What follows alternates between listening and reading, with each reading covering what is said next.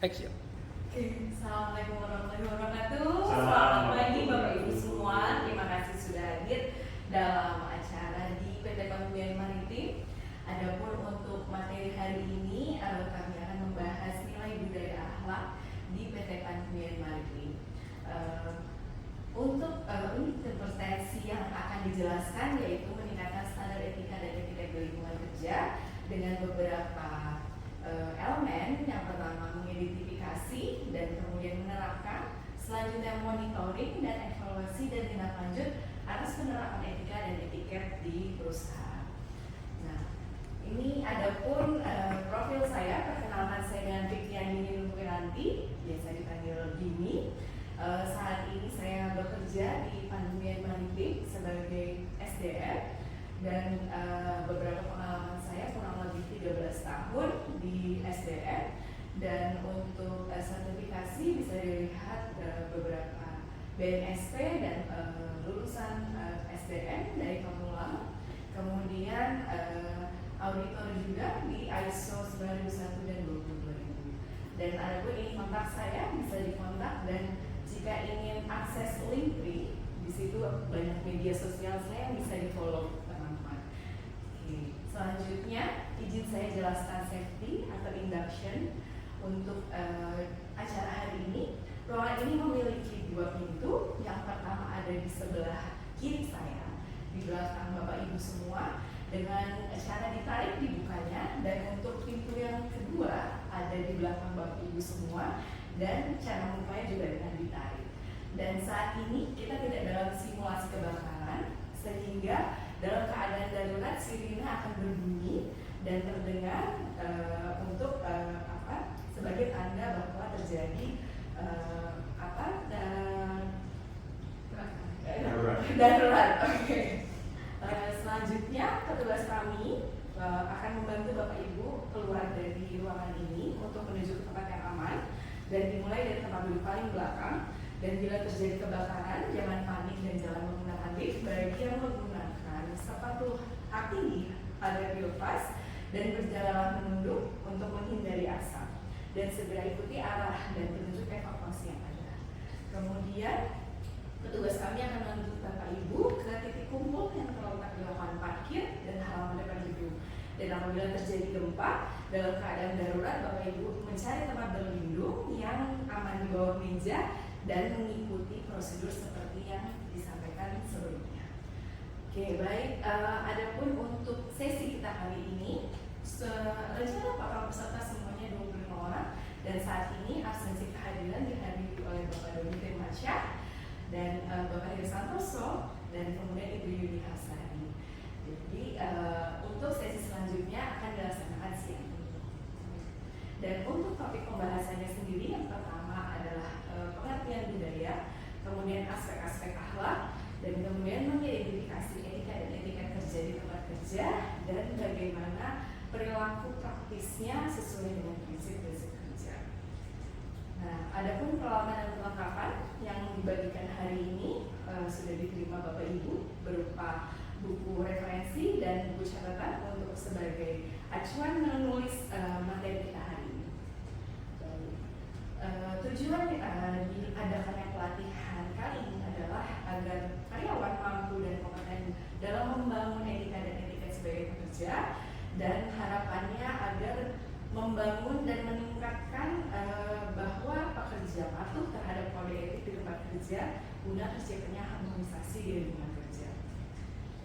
Untuk peserta training hari ini diharapkan memiliki manfaat, yaitu mampu mengidentifikasi nilai budaya akhlak di PT Paguyuban Maritim, kemudian mampu menerapkan nilai budaya akhlak di PT Paguyuban Maritim, dan mampu menerapkan kebiasaan dalam budaya akhlak tersebut. Nah, adapun pertanyaan di awal, apakah yang Anda ketahui mengenai akhlak, dan apakah arti dari akhlak tersebut? Mungkin bisa disampaikan Bapak Doni mungkin? Moral. Ibu Yuni? Bukan definisi, persamaan. Apa yang Anda ketahui mengenai akhlak dan apa dari? Iya sama, Moral, baik. Jadi kalau akhlak yang akan dijelaskan hari ini bentuknya lebih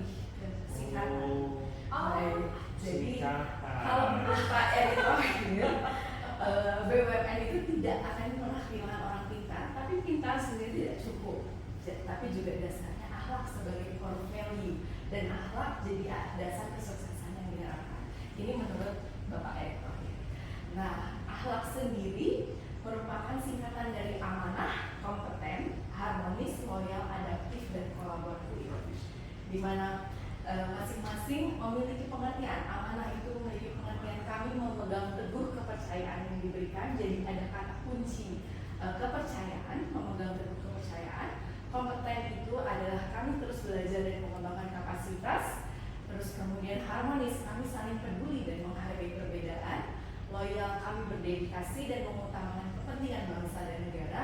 Dan adaptif, kami terus berinovasi dan antusias dalam menggerakkan atau menghadapi perubahan. Dan kolaboratif, kami membangun kerjasama yang sinergis. Jadi ada kata kunci kerjasama. Nah, untuk selanjutnya balik ke pengertian budayanya sendiri, karena kita masuk menilai budayanya sendiri. Jadi budaya adalah cara hidup yang berkembang dan dimiliki oleh seseorang atau sekelompok dan diwariskan dari generasi ke generasi, namun tidak turun-menurun. Jadi kalau kita bicara sejarah akhlak sendiri, ini dimulai dari tahun 2018 ketika kementerian sudah mulai mencanangkan core value yang ada di Kementerian BUMN, sehingga memang tidak diwariskan dari generasi sebelumnya, memang baru, dan akhirnya ini dijadikan sebuah budaya perusahaan BUMN, di mana budaya perusahaannya sendiri merupakan seperangkat nilai, kepercayaan dan sikap yang mencirikan perusahaan yang dapat digunakan oleh karyawan sebagai pedoman. Jadi bagaimana harapannya bisa berperilaku di masa sekarang dan masa depan. Dan hal ini harapannya bisa meningkatkan produktivitas dan profitabilitas perusahaan. Nah, adapun sebenarnya bentuk 4 budaya yang secara umum itu ada kan kultur, adopsi kultur, market kultur, dan hierarki kultur. Tapi kita nggak akan mendalami ini semua, namun hampir kebanyakan perusahaan-perusahaan menggunakan kultur dengan adanya mengedepankan kerjasama dan komitmen tradisi komunikasi terbuka, seperti itu. Nah, adapun yang tadi core value-nya ini ada kata kunci, kami saling peduli untuk harmonis, kami terus belajar, amanah, kami memegang teguh kepercayaan, loyalitas, kami berdedikasi dan mengutamakan kepentingan bangsa dan negara, adaptif, kami berinovasi dan antusias, dan kolaboratif, kami membangun kerjasama yang sinergis. Nah, kalau untuk identifikasi etika dan etiket, dan etika itu merupakan pedoman atau rambu-rambu terkait masalah moral, kontrak sosial, hak dan kewajiban prinsip, dan aturan dalam dunia kerja. Dan harapannya dalam dunia kerja itu bisa seiringan dengan etiket dalam bekerja, dan maka hal ini akan menciptakan suasana bekerja yang kondusif dan menyenangkan. Nah, ini kata kuncinya, integritas, tulus, konsisten, untuk amanah dan dapat dipercaya.